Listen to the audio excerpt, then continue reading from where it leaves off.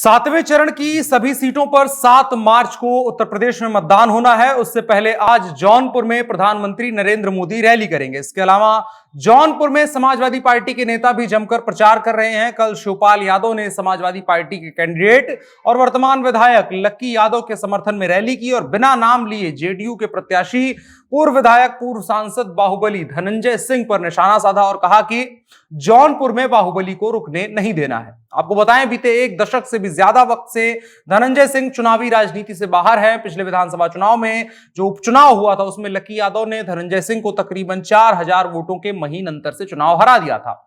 और इस बार धनंजय सिंह निर्दलीय नहीं है, जदयू के टिकट पर यहां से एक बार फिर से प्रत्याशी हैं और इस सीट पर मुकाबला कमोबेश त्रिकोणीय सा हो गया है। आइए समझते हैं क्यों सातवें चरण की इस सीट पर सबकी निगाहें टिकी हुई हैं, यहां तक कि जौनपुर में ही प्रधानमंत्री नरेंद्र मोदी भी रैली कर रहे हैं। लगातार 2 बार अखिलेश यादव रैली कर रहे हैं, शिवपाल यादव रैली कर रहे हैं, मुलायम सिंह के आने की भी संभावनाएं हैं। क्यों जौनपुर में सभी पार्टियों ने डेरा डाल रखा है, यह समझने की कोशिश करेंगे। नमस्कार, मेरा नाम है अनुराग मिश्रा और आप देख रहे हैं जनता जंक्शन। यात्रीगण कृपया ध्यान दें, अब भारत में कहीं भी ट्रेन में बैठे बैठे आप अपने मन पसंदीदा रेस्टोरेंट से खाना ऑर्डर कर सकते हैं और अपनी यात्रा को जायकेदार बना सकते हैं। यात्रा में खाना ऑर्डर करने के लिए अभी डाउनलोड करें rail resto app play store या एप्पल स्टोर पर। बीते एक दशक से जब से धनंजय सिंह का बुरा दौर शुरू हुआ है, उसके पहले इस इलाके में उनका तगड़ा दबदबा हुआ करता था। चाहे वो चुनाव लड़ना चाहें या उनके पिताजी चुनाव लड़ना चाहें, सभी लोग आराम से चुनाव जीत जाया करते थे। लेकिन बीते एक दशक से तमाम परिस्थितियां ऐसी बदली हैं कि धनंजय सिंह मजबूत तो रहे लेकिन चुनाव नहीं जीत पाए, उनके खिलाफ गोलबंदी होने लगी। अब एक बार फिर से धनंजय सिंह चुनावी मैदान में हैं और इस बार सामने से हैं निवर्तमान विधायक लक्की यादव समाजवादी पार्टी के टिकट पर, और भारतीय जनता पार्टी ने भी यहां से केपी सिंह जो पूर्व सांसद हैं उनके ऊपर तगड़ा दांव लगाया है। भारतीय जनता पार्टी ने इस बार 2022 के जो ये आम चुनाव हो रहे हैं इसमें भाजपा ने पूर्व सांसद केपी सिंह पर दांव लगाया है और कमल खिलाने का एक बार फिर से इन पर एक तरीके से दारोमदार इनके ऊपर आ गया है। बड़े दिनों से इस सीट पर कमल नहीं खिला है। आपको बताएं, केपी सिंह को इसलिए यहां पर लड़ाया गया है क्योंकि केपी सिंह 2014 में हुए लोकसभा चुनाव में भाजपा के प्रत्याशी के रूप में लड़ते हुए मलहनी विधानसभा क्षेत्र में भाजपा के विजय का डंका बजवाया था। यहां यह भी बताना जरूरी है कि केपी सिंह न सिर्फ भाजपा के नेता हैं बल्कि इनका जनसंघ के जमाने से इनका कनेक्शन रहा है। इनके परिवार के लोग भी जनसंघ के केसरिया ध्वज के वाहक बनने वाले लोगों में शामिल रहे हैं, यानी कि जौनपुर की इलाके में वर्चस्व रहा है। 82 विधानसभा जो क्षेत्र पड़ता है वहां पर भी इनका तगड़ा वर्चस्व रहा है। इसके अलावा सामने धनंजय सिंह हैं, 2002 में पहला चुनाव जीतते हैं निर्दलीय। उसके बाद साल 2007 में धनंजय सिंह चुनाव लड़ते हैं, जीत जाते हैं। इसके एक साल बाद धनंजय सिंह मायावती का दामन थामते हुए बीएसपी में चले जाते हैं। मायावती ने उन्हें जौनपुर लोकसभा से मतलब विधानसभा से उठा के लोकसभा पहुंचाया, 2009 में टिकट दिया और लगातार तीसरा चुनाव जीत करके धनंजय सिंह संसद की सीढ़ियां चढ़ते हैं। लगातार 3 चुनाव जीतते हैं, लेकिन 2009 में जो इनकी जीत थी वो इनकी आखिरी जीत थी। इसके बाद धनंजय सिंह ने चुनाव लड़ना तो नहीं छोड़ा लेकिन लगातार हार मिलती रही। हार की वजह यह रही कि 2011 में वो बीएसपी से निष्कासित किए गए और यहीं से इनका बुरा दौर शुरू हुआ। असल में बसपा से निकाला जाना भी इनके लिए कुछ खास नुकसानदायक नहीं रहा था। आपको यहां एक कहानी सुनाते हैं।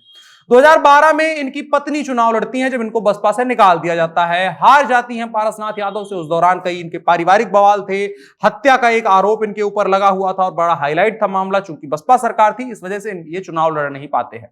इनकी पत्नी पारसनाथ यादव से हारती हैं। साल आता है 2017 में तगड़ा माहौल था। उम्मीद थी कि धनंजय सिंह इस बार निर्दलीय ही चुनाव जीत जाएंगे, लेकिन अचानक से मुलायम सिंह मलहनी आते हैं, धनंजय सिंह के खिलाफ रैली करते हैं और पूरे चुनाव में जो उस वक्त 2017 वाली पारिवारिक लड़ाई थी उसकी वजह से मुलायम सिंह कहीं भी प्रचार वगैरह करने नहीं जाते थे। केवल 2 या 3 जगहों पर प्रचार करने गए थे, उनमें से एक मलहनी भी थी। पारसनाथ यादव के साथ उस रैली में मुलायम सिंह निजी रिश्तों की कहानी सुनाते हैं और फिजा बदल जाती है और जीता हुआ चुनाव धनंजय सिंह उसी रैली में हार जाते हैं। इसके बाद 2020 में पारसनाथ यादव की मौत होती है, उपचुनाव होता है। उपचुनाव में भी भावनाओं की लहर बह रही होती है और एक बार फिर से धनंजय सिंह उनके बेटे लक्की यादव से चुनाव हार जाते हैं। धनंजय सिंह अब एक बार फिर से मैदान में है और अभी उनकी उम्मीद है कि चुनाव में अच्छा प्रतिभाग करेंगे, वो ऐसी उम्मीद कर रहे हैं। लेकिन मामला त्रिकोणीय हो गया है, इस वजह से सपा थोड़ा सा आगे निकलती हुई दिख रही है, लेकिन धनंजय सिंह भी पीछे नहीं है। इसके अलावा अब रैलियों की बात चली है तो थोड़ी बहुत रैलियों की बात कर लेते हैं। भारतीय जनता पार्टी की एक रैली है जिसमें नरेंद्र मोदी की रैली है।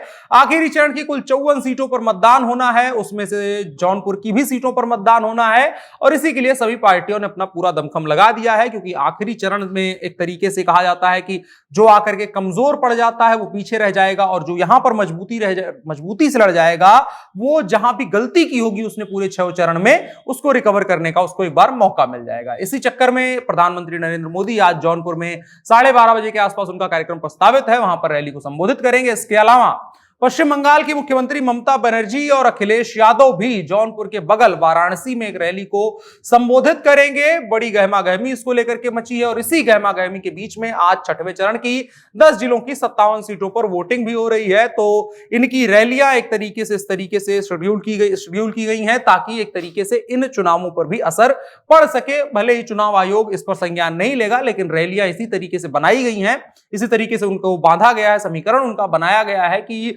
चुनाव प्रचार वहां हो, वहां तो असर पड़े ही, साथ साथ यहां भी थोड़ा बहुत असर पड़ जाए। बाकी क्या कुछ होगा उत्तर प्रदेश के आखिरी चरण में, आज तो 6वें चरण का चुनाव चल रहा है, मतदान चल रहा है। अगर आप मतदाता हैं, उस क्षेत्र से आते हैं, आपका चुनाव चल रहा है और अभी भी घर में बैठे हैं, तो जल्दी से जाइए मतदान करके आइए। और इसके अलावा 7वें चरण में भी देखने वाली बात होगी कि किस तरीके से एक चुनाव का समीकरण बैठता है। वीडियो को साझा करिएगा और अपनी राय कमेंट बॉक्स में बता सकते हैं।